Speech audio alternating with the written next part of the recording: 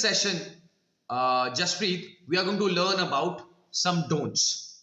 I mentioned that the first don't is that, like, when you are coming for your exam and you meet people who are coming out of the room of the examiner during your speaking test, do not talk to them. Do not make any conversation with them, because by doing that, you are inviting the disqualification. They can disqualify you on the basis of that one, that you are actually trying to ask the questions and whatever the categories of the questions have been asked. And even let me tell you why you should not do that. For me, if I'll try to suggest you that why you should not do that, it is going to increase a kind of anxiety in you. Disturbance of your mind is going to be tripled, quadrupled. Okay, why to increase that? Instead of that one, it's much better, keep calm, be patient, wait for your turn, and then go inside the room and deliver yourself. That's it. It's much better, isn't it? Yeah. And do not reply simply in yes or no. Okay, simply when we try to give reply yes no, that's not what they really expect. So do not wait for the next question, just try to reply, try to answer the question fully. Means to say, whenever you're trying to elaborate, whenever you're trying to speak yourself, like you speak naturally. When you speak naturally, you try to define yourself better than normally, better than like when you are having any artificial answer prepared from any makkad book or some other book, or those books are actually meant for some purpose, like very beneficial purpose, that is you can get ideas. Okay, you can increase your ideas by just watching those books or reading those books. Okay, those books are meant for the preparation, not for copying, not for imitating. Do not imitate them, just get the ideas from them and simply try to deliver the whole thing on your own, naturally. Try to be natural in that case. Clear? Yeah.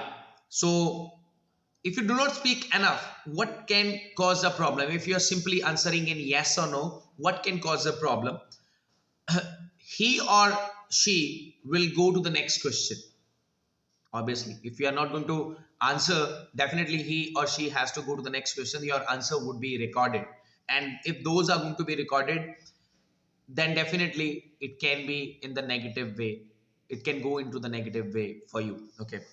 And if you continue not to say enough, the interview could be very short. The person would say that he has a dearth of ideas. Dearth of ideas, you know what is dearth? Dearth means you do not have the sufficient amount of ideas. Shortage of ideas. Exactly. We can use, yeah, shortage of ideas. Okay. Remember to give your answers in variety of styles, variety of expressions, variety of ways. Okay. Try to modulate. Try to use intonation in your speech. When you vary your speech, when you speak, then exactly you express your real personality. But otherwise, if you're going to keep yourself like very, very straight and very stiff during your interview, then it can go wrong way for you. Clear? And remember that one, sometimes during the natural flow, no, people forget that one, the person who is sitting in front of you is examiner. So what they do exactly is the third don't. They follow. They do it. Okay. They do it. They should not do it, but they do it. Like they interrupt the examiner. Do not interrupt the examiner's words. Whatever he or she speaks, like whenever your turn is there, just speak at that time only. Do not try to interrupt the person. Oh, I forgot that I wanted to say this point as well. Okay, do not say that. Yeah. Then don't speak any prepared talk. Prepared talk means to say, if you have crammed it from, I told you earlier that if you have crammed it from some book, you got some idea from the book, that's fine. But try to elaborate your ideas in your way, in your language, in your style. Okay, what is your style? What is your way of intonating things? What is the way of the words that you pronunciate? That matters. Your pronunciation, your coherence, your fluency, your lexical resource, and your grammar. All of these factors are calculated together. Got it? Exactly. Be assertive. You know what is be assertive? Assertive means, yeah, assertive means always having a yes in your tone. Yes in your tone. But don't be dominant. Dominant. Do not be dominant. Like my idea is right, my idea is right. It's that dominance should not be there in your attitude when you actually talk to the examiner.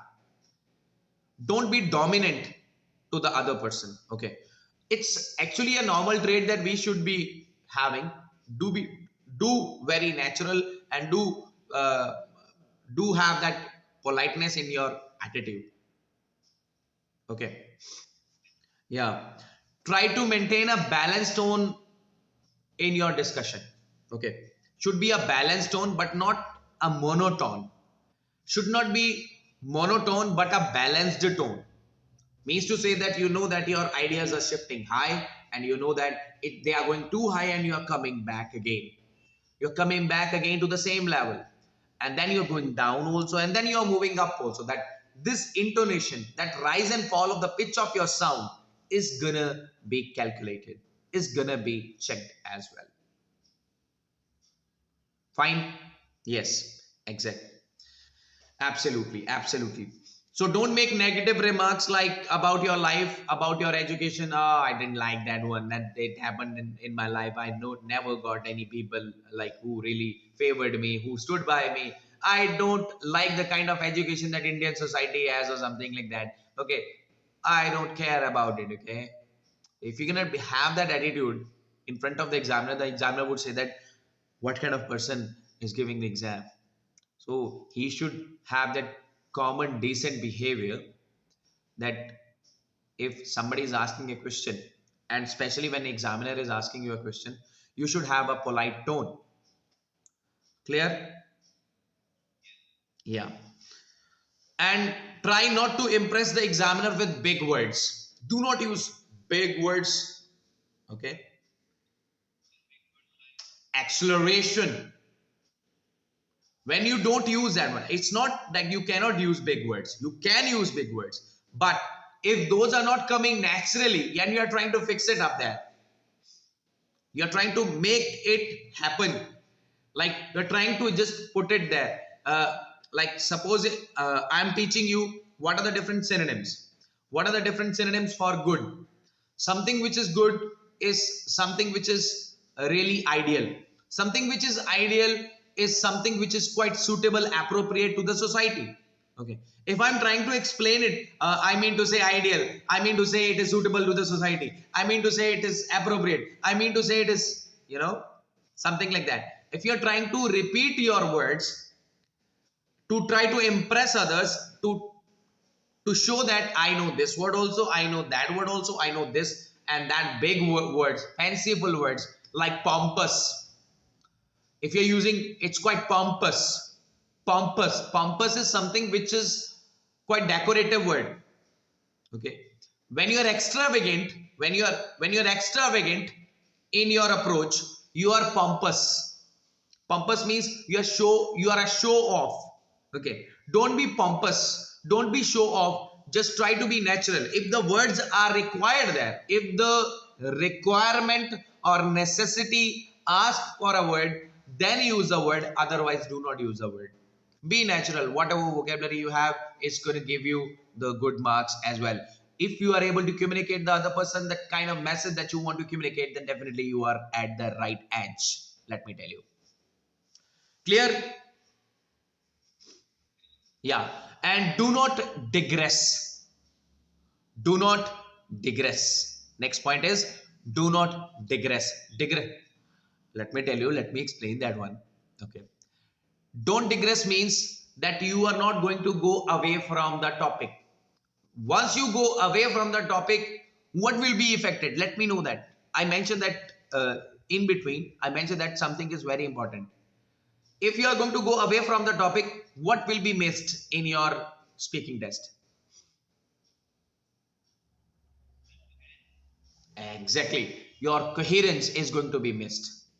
Okay. Interrelatedness to the topic would be missed. Okay. That is also very important. Do not use slang. Do not use American accent. Try to use British accent. Try to actually explain the words properly. Don't use slang. I'm gonna, I'm gonna that person. Okay. Don't use that sort of language. I'm gonna that person. Okay. I ain't like it. I ain't like it. If I say I ain't, I do not like it. I ain't like it. I ain't like it. Okay. I ain't like it. Okay. Do not try to use a certain sort of accent also, which is going to shorten your expression. Okay. I do not like it.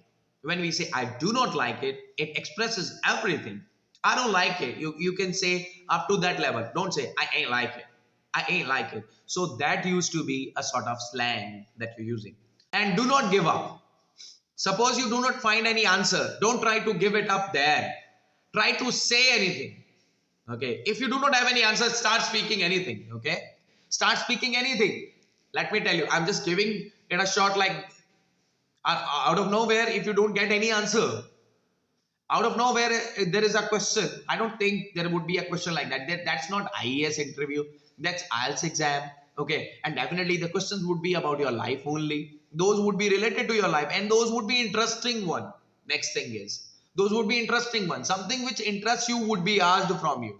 Okay. Something which is interesting or something which is from your life, which is interesting will be taken out and would be asked from you. Got it? They will choose the topic from your life and they are going to talk about the same. Got it? Okay, fine. Then thereafter, don't slouch or sit rigidly into the chair. Like slouch, like you're like this. Mhm. Don't be in that way. Sit straight and have a proper posture. Okay. And don't be so rigid, so firm in your on the edge of your chair. Like sometimes on the edge of this chair we used to say, yes, ma'am, and all that. No, so that should not be that. So you should not be on the edge of the chair. You should be into your chair. Okay, clear? And do not ask your examiner for your band score. What would be my band score? Can you please tell me? Okay. After the exams, sometimes curiosity used to happen. Like curiosity used to be there in our mind. Shall I ask that one? Arey, tell me that. What is my score? It's not gonna be there. It should not be done. Okay. Don't ask for your score. Second is, and like some people used to have a different strategy. What they do is they go into the exam hall and like whatever exam room, the examiner used to, I'm quite nervous. Okay. And they try to show it off to the person that I'm quite nervous. You do not need to say that to the person that you are nervous. Your words are saying actually you are nervous, and that's what where you are failing. You should not actually say that thing. I'm quite nervous. Today it's my exam. Okay, don't say that. So, okay. And don't tell the examiner how relieved you are that when the test is over. When your test is over, no? At that time also, you do not say, oh, it's over now. Now tell me, what is my score? if recording is done, you would say that it is getting recorded. But don't ask the other person or don't say that I'm now relieved. My test is over. I know that. I will get 7 bands. Don't say anything like such statement before that. Okay, before that examiner. Don't say that. Okay. Yeah. And don't sit with your hands crossed like this. Yes, ma'am. Hmm. Hmm. Okay, don't say that. Don't actually show it off. Uh, Here also, like this, what we say, clutching, or what we say, clutching our hands would be a cause of what we say, our nervousness. No, that is caused because of our nervousness. We are nervous. We try to show it off like this. Okay, mhm. we are, we are, it's like we are trying to bind our hands together just for the sake if the question would be quite uh, uninteresting and would be avoidable for you, then how would you react? So Don't try to hide your reaction or something. Okay, some people say that don't use gestures, don't use abusive gestures, it means. So if you're trying to use gestures, they should be in the form of example. It should not be like people say that do not use gestures, don't keep your hands, and keep your hands like that. Okay, keep your hands under like under the table, do not keep your hands like above. People say like that. No, many examiners say like that. That's wrong. Let me tell you about my exam also. I remember that one when I just explained each and everything. I was explaining with my hands up only, and I got 7.5. I got 7.5 in my first go. So it doesn't matter. It doesn't matter. When you are actually open, when you are trying to express yourself boldly, your gestures should not be abusive gestures. They are not expecting your abusive gestures. Then definitely, I'm a teacher. If I have an occupation of being a teacher, then definitely teachers have the habit of using the hands. Tell me any person who is not using gestures when actually explaining the things. If the person is a crammer or has memorized something, then only he or she can actually speak without even using the hands. The persons who go on to the yeah, please go for it.